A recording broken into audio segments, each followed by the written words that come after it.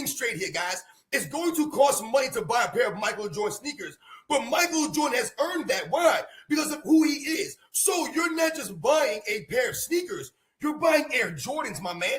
We all know when you put the Air Jordans on your feet, they make you feel a certain way.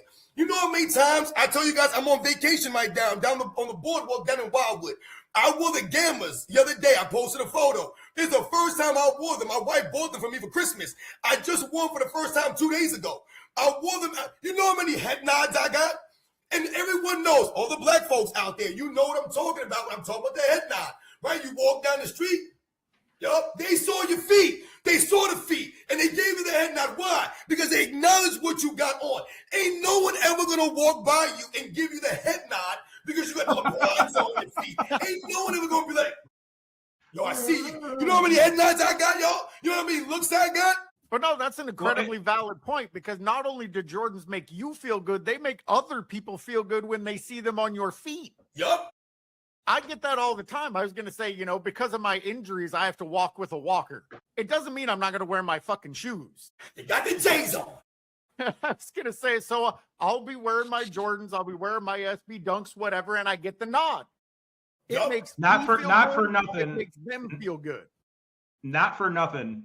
Jordan and Kobe still owns 87% of the market cap in terms of sneaker sales in the U.S. So that other 13% is LeBron's, Curry's, and Ja Morant, who I can't stand Ja Morant, but his sneaker sells. So as much marketing as Nike, it's a pretty, his sneakers are, they're pretty nice, I gotta say. But for as much as Nike puts into marketing with LeBron, he owns less than 13% of a market cap. When his sneaker comes out twice a year, he's going against Jordans that just re-release. So we're not talking about a new silhouette, right? We're talking about retros that come out once every couple of years that people are fighting themselves in the street for.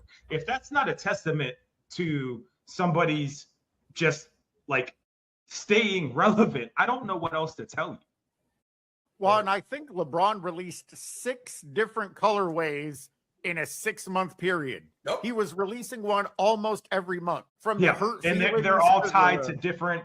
They're all tied to different little ways of trying to convince people of stuff. And people still don't buy it. Nope. Right. Unless you're at Marshalls or TJ Maxx. And you know what's really unique about, something like the Michael? I mean, listen, there are different kinds of footwear. And sometimes, what part of the country you're from or what part of the world you're from, then footwear might be different, right? Maybe if you're on the West Coast, you might, think differently. Like I remember when I was young in New York, the Air Force Ones is a staple. You have to wear and have a fresh pair of all white Air Force Ones. You needed a clean pair. But I remember on the West Coast, they were wearing the Air Cortez. That's what they wore on the West Coast, Air Cortez.